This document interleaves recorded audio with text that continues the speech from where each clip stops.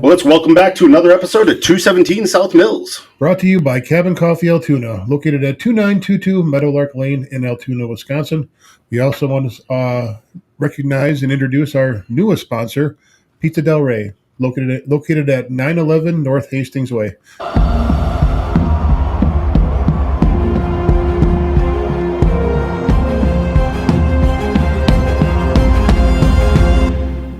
Hey, Bill. Obviously, you're Italian with the size of that schnoz of yours. You've been to Pizza Del Rey. Tell me about the pizza. It's phenomenal. For out here in the Eau Claire area, it's just a great pizza, great place, great atmosphere, family owned. My favorite pizza in Eau Claire. And I kind of go. You're kind of the pizza critic for the Midwest, coming from the East Coast and Pennsylvania. Are you going to start calling me El Prez? No. Okay. Not even a little bit. Okay. Like, I have a hard time just introducing you as my friend, so we're going to leave it not as El Presidente, okay? But I mean, you're kind of my go-to. I always ask you, is this similar to back home? Is this not similar to back home? Where does this rate? And so, not rehearsed. I'm putting you on the spot. Yeah, I think we have to do an official pizza review there. I don't think I could just go off of memory and give it a true rating. I think we have to do it there on camera, in the joint. Okay. Give them a little pub. Right. Take a bite. One bite. Everybody knows the rules, right? No, I don't think you should use that. I'm just saying that's the rule. I know, but that's taken. Well, it's taken, but it's still the rule. It's taken. And for those of you, they also have an amazing salad bar, and then Sunday they have a nice breakfast brunch. Yeah. Call it a brunch. Yeah, I call it a brunch. And we've been there for both, and yeah. So, and it shows on both of us. Yeah. Some of us a little bit more than others. But yeah, so Pizza Del Rey, welcome them into the mix, and we're happy to have them aboard. Absolutely, we're excited. So today we're going to continue doing a little bit of the documenting our past. We're going to talk a little bit about weather, uniforms, cleats, sleeves or no sleeves when it comes to games, especially as offensive linemen. But we're also going to do a little current events today, a little take in some questions that have come up on social media and some of the different platforms, and just try and change it up a little and see how it's working going forward, that we're going to obviously start talking more current events. Mm-hmm. We do have a couple more episodes. We have an exciting episode coming up in April where we're going to be doing the draft live here in Cabin Coffee. So let's start off with the weather. So sleeves or no sleeves? Never wear sleeves. Easy answer. Yeah, you don't wear sleeves. And a half shirt. Like, I wanted. You wore the half shirt? Yeah, I always wanted to have the movement. I felt restricted with all the pads on and everything else. Like, I didn't want my sweaty shirt sticking to my fat, and I didn't wear sleeves. Or I wore a half shirt. I feel you. Didn't care about the weather. Didn't care if it was cold. It was never an issue. After warm-ups, you're sweating already. Yep. And then you go into the locker room until you run out, and then after the first play, weather was never a factor. Exactly. Especially for O-line. It doesn't matter how cold it is. The only time I'd say cold comes into play, and it has nothing to do with your arms, because your whole body, you're already sore being an O-lineman, but the helmet. Yep. And those very cold games when you take the helmet off, and that's one thing you and I have talked about is where in college, well, one, the season gets over a little earlier, but the difference with college and the NFL, you got the heated benches in the NFL, you got the helmet warmers in the NFL, and you got the jets that are pumping heat on the sideline. So they try and do their best, but still, if you don't keep that helmet warm or at least keep it on your head, it's like a block of concrete when you go out there to play the game. So let me ask you this then. When you had the heated benches, etc., I think I'd rather just be cold. Because once I go from warm to sitting on a heated bench with I would rather not get warm and then go back into the game. Like, just keep me. And I hear you, but I think the one nice thing, I mean, I started having a couple back issues at the NFL time, but the one nice thing is it's basically like a PVC bench that they just pump air into, and it just heats it up. So putting your lower back on that bench was sort of nice, but yeah, as soon as you get back in the huddle, it's all basically gone. Absolutely. The worst part about the heated benches is when we were playing games on grass fields where we're wearing 7 studs, and we'll get into different cleats, but you're able to put your heels into the bench. So then your feet will get some of the heat being pushed on them. And when there's a quick turnover, an interception or something like that, and you'll see guys every game, somebody gets their cleat caught in the bench and just face plants on the sidelines. Totally embarrassing. You feel like a fool. I never had it happen, but I've had a couple close encounters. Gotcha. So shoes. This has always been a fun topic for us. I've had so many shoes, and I never realized going into college how many shoes there were. It makes complete sense. But you have your molded cleats, you have your 7-studded cleats, you got your wet rats, your dry rats, your and every time that we would go on the field, there was a dress code. Hey, well, we're wearing these cleats for this reason. And but yeah, so you can kind of start discussing what each one of those cleats were. We can start with the molded cleats. Yeah. So moldeds are basically what everybody knows. Today, I think they're more called sharks. Okay. That molded bottom. Obviously, the 7 studs. The interesting thing with 7 studs, they have, I believe it's 1/2 inch, 3/4 inch, and we had 1 inch in the NFL. I think 1 inch was illegal in college. Okay. I think we mostly wore 1/2 inch or 3/4 inch. The one funny thing that we always reminisce about is the metal that were inside the 7 studs. Also, linemen, you'd be so tired, but you still want to have fun and get a laugh. We'd be kicking our feet off the ground, watching sparks. Yep, off the cement as you're walking to and from the practice field, and you're outside. Because when we were inside, we were in Camp Randall or inside the indoor facility in the McLean Center. Otherwise, we were in the practice field outside. And of course, you're like a child. It's almost like when you grill and you cannot not hit the tongs together like 3 times after everything. It's identical to that. Exactly. So you're walking and you just scrape your heel across the thing and sparks fly. And then the other funny thing is we were sponsored by Reebok, and I actually stuck with Reebok because I did gain trust in the shoe. Once I went to the NFL, you have to pick a shoe company, and I stayed with Reebok. And we'll get into that shoe. I'm just looking at that Reebok over there that's kind of been blown apart, but okay. Yeah, so we'll talk about that. But when we started off with Reebok at Wisconsin back in '96, and the awesome part about it is you still have the pair, is the original color. Yep. So today they're sponsored by Under Armour. They have black shoes. They wear black socks. We weren't allowed to wear any color other than red and white. Yep. But Reebok in 1996, for our basic turf model, what color do we say the shoe is? It's like an orange. It's orange. Definitely it's an orange shoe that we wore at home for turf shoots. Yeah. Absolutely crazy. And I still have them. It was one of those where I didn't want to throw it away. I still have a lot of the shoes, actually. Yeah. They're in storage. I have some dry rats. And how cool was that? Because I can tell everybody that I wore the pumps. Exactly. They were pumps on the side. And so like, and they're still comfortable. Yep. So I still wear them. I don't think I saved any. I maybe have a pair of Sharks from the NFL, but I did save my 7 studs just because 7 studs at the end of the season always look like they went through war. Right. You see the scratches on them, you see the grass stains on them. Where turf shoes, it's just like you wore a pair of gym shoes for a year and not too much. But yes, now talking about the dry rats and wet rats. So at Wisconsin, this was the old school turf that was basically like what I say growing up out east. Everybody's house or everybody's grandma and grandpa's house had a front porch that was basically concrete, and they rolled out an AstroTurf carpet on top of the front porch. That was basically what Camp Randall was. Sure. And then wherever you saw color on the field, that was not colored turf. That was spray paint on top of the turf, which people don't understand. It was in a very aggressive sandpaper.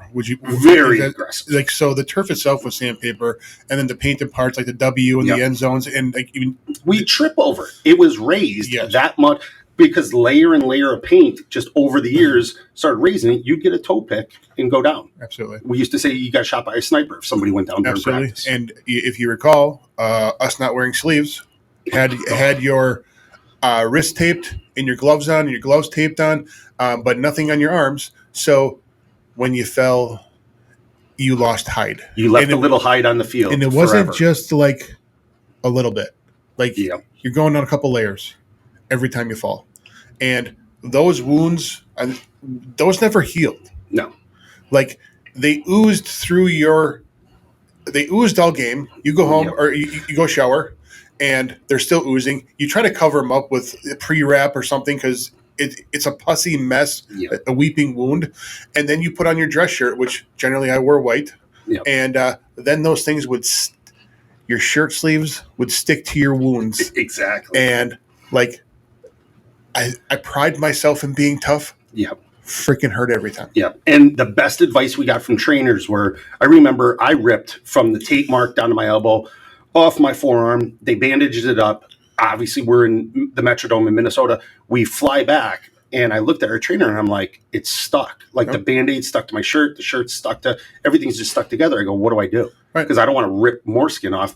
And his suggestion was go in the shower and take your shirt off. Yeah. So I literally took a hot shower with my dress shirt, my undershirt, took my tie off, and then slowly just started peeling everything back. So the audience should be very happy we're not throwing up pictures of what that looks like. But we go from that with the turf, but then back to the shoes, especially the wet rats. I don't think I ever wore my wet rats ever. And the reason was our 1997, our first year actually playing, Coleman Johnson, who was a JUCO transfer, came in.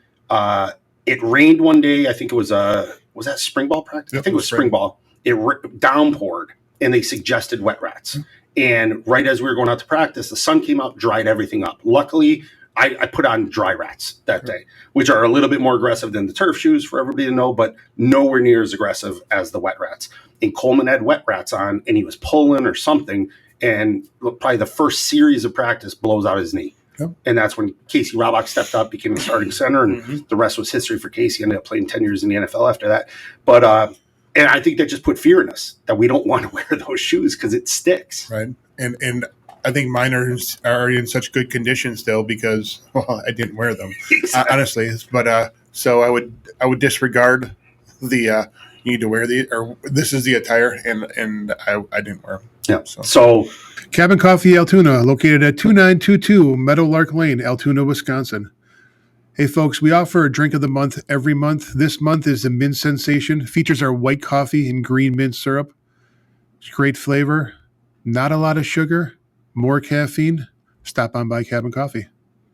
The other shoe that we wore on the turf, which I'm going to pull from the back counter here, we used to approach the basketball trainer because basketball got good basketball shoes that looked nicer than what we had, and also performed better than probably the turf shoes that Reebok was giving us. And this is the pair I wear in a game, and for the audience to see, I did it long before the Duke basketball player, he blew out a shoe. I did it on a PAT, a point after the touchdown.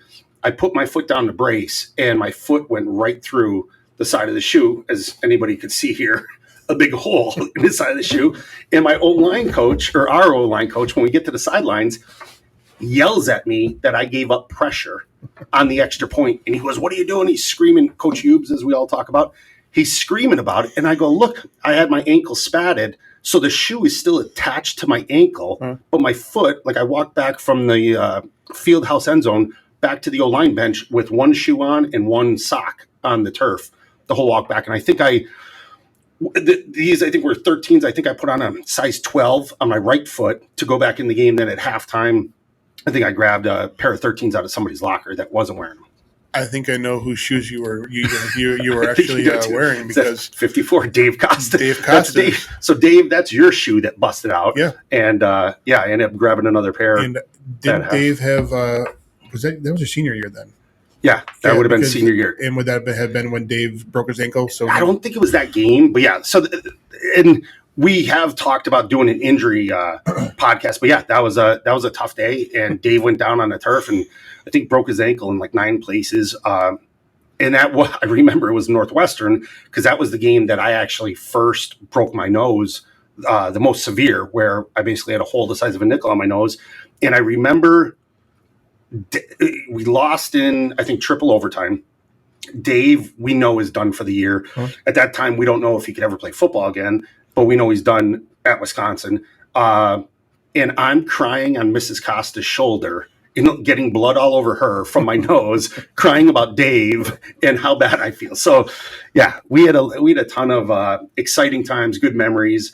But back to the uniforms, the one thing, and we had talked about this a little, and I got to bring it up, and I know it's not going to do justice like last time, but last time we had this conversation about uniforms, we talked about shoulder pads and the nose sleeves.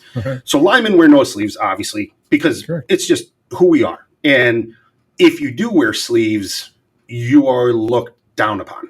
You know, like a D lineman looks like something's off with. If I see a D lineman wearing sleeves, I'm like, he's already uncomfortable. Like, I already have an edge up because he's wearing sleeves. He's concerned about the weather. He's not concerned about the game as much as I am. Agreed. But we talked about the shoulder pad strap giving you a rash underneath your arm. But the last time we spoke and we tried recording it and was part of the whole bad audio, you started into how it's similar to a bra. and you could get a rash. And I think my jaw dropped, and I wish the audio was good on that because it was Cabin Coffee Altoona, located at 2922 Meadowlark Lane, Altoona, Wisconsin. Hey folks, we offer a drink of the month every month. This month is the Mint Sensation. Features our white coffee and green mint syrup. It's great flavor, not a lot of sugar, more caffeine. Stop on by Cabin Coffee.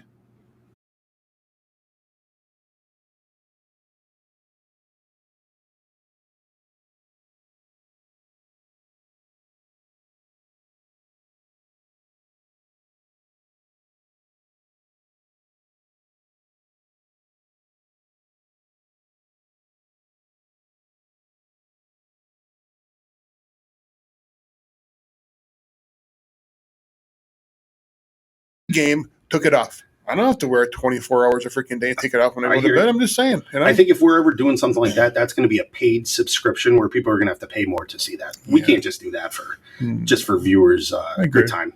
Cabin Coffee Altoona, located at 2922 Meadowlark Lane, Altoona, Wisconsin. Hey folks, we offer a drink of the month every month. This month is the Mint Sensation. Features our white coffee and green mint syrup. It's great flavor, not a lot of sugar, more caffeine. Stop on by Cabin Coffee. What else with uniforms? I mean, obviously, different colored uniforms for away game, home gloves. game, and gloves. You know, that was the thing. And we chewed through gloves like crazy in the offense. And then we had several different colors of gloves. Yeah. And explain what, because we switched from several different colors to the NCAA imposed a rule, or Big Ten or NCAA imposed a rule. Everybody had to wear gray gloves. Right. So do you want to go on that? Or? Yeah, because, I mean, as offensive linemen, you and I both know that we don't hold. We never hold. No, we don't. Okay? Keep your feet moving. We don't hold. And but we would, whatever team we were wearing their jerseys, we would match the gloves to, just in case our ref got a little squirrely and thought we were holding, even though we weren't. So we would definitely match our gloves to their uniforms to avoid any sort of conflict. 100%. And then they made that rule, and it was exciting. I mean, you play. Trying to think, we didn't play Nebraska, but if you played a red team, you're wearing the red gloves. Correct. If you're at home and they're wearing white jerseys, you wear the white gloves. Correct. Just to your point. Yep. But yeah, the gray gloves switched everything, and we had to go gray for everything. Mm-hmm. But that's another thing. In college, we like you'd mentioned when we were telling the story, we were like taping our gloves up, and we didn't get gloves just whenever we wanted. We had to beg and plead to get more gloves. When I got to the NFL, though, that's another like eye opener. You just get boxes of gloves. So I would wear I'd wear a set during the week, probably wear that set in the game, and then you throw those gloves to kids or whatever, to fans. But it was just like, I was in awe of the amount of shoes. Like, I think when I got done in Green Bay, when you get cut, you get to take all your equipment. So I think I took probably like 20 some pairs of shoes. I mean, they give you a pair of every style shoes for every game throughout the season. There was DBs that would wear brand new cleats every single Sunday. See, I never wanted to. After I break them in and they fit like they're supposed to, I don't want to have blisters or anything else. So I wore the exact same cleats until they were unwearable. Especially 7 studs. Oh yeah. You could sort of argue like turf shoes. You'd be able to switch them up more frequently, but 7. I got yelled at by Reebok. I wanted to wear. In 2002, I wanted to wear the 7 studs I had in 01 because they were already broken in. Right. And 7 studs, unless you bust through it or something like that, they're going to last. And I got told, no, you got to wear the newer model that they are issuing the team. So, were they paying you? They were. Okay. And I think that therein lies the difference. And you want to hear my great sales pitch too. So when I first got there, I went to Nike. Because most of the NFL was Nike. We were Nike, everything else but shoes. That was open for anybody to choose. And it was basically Nike and Reebok were the only 2 companies at the time that were outfitting NFL guys. So Nike, I don't even think they wanted to talk to me. Just that I was an old lineman. I was a mid-round draft pick. And they already had the majority of every team throughout the NFL. So I go to Reebok, and they're like, hey, are you interested? I'm like, well, Nike's offering me $2,000 to wear their shoes. And they're like, we'll match it. I go, okay. So I wear Reebok. The next year, I'm like, I go call my Reebok guy and I go, hey, just want to let you know, Nike offered me like $4,000. They want me to switch. And I'm thinking about doing it. I think I'm going to go to Nike. He goes, we'll give you $5,000. I go, okay, done deal. So that was my quick negotiating. Do you feel that maybe you could have went a little higher? I probably could have, but I was humble at the time. We're knocking shoes off the table. Yeah. I was trying to be humble at the time and, not go too far. I didn't want anybody to say no which to I me. find hilarious because it's the exact polar opposite of who you are. I know, but both of us, when we were playing, we were both different people when we were playing compared to what we are now. We didn't have the personalities. We didn't have the opinions and vocalize opinions the way we do now. I mean, it's completely different. And it's funny when people in the media, like some of the golf outings we've been at, where you get interviewed and we just start rambling. We start telling how we feel about everything. And they're like, why didn't you guys talk like this back then? Because you're muzzled. Coach Alvarez had that muzzle. You don't give no bulletin board material ever. You don't say anything. All you ever do is compliment the team. And it's going to be a good game. I hope that we perform to our level. We just want to make sure that we're competitive. Yeah. I could have said that in a million freaking interviews and I still haven't memorized because that's kind of what you were saying. Absolutely. Very generic. No bulletin, no materials, just matter of factly. Yep. So. Thank you for listening to Joe and I today. We hope you enjoyed your time with us. If you like what you heard, please give 217 South Mills a 5-star rating on Apple Podcasts. Go tell your friends about us. Like and follow us on Facebook, Instagram, X, TikTok, and YouTube. I'd like to thank Cabin Coffee Altoona for sponsoring us. Everything is always better at the cabin. See you next time. And remember, folks, Red has to run.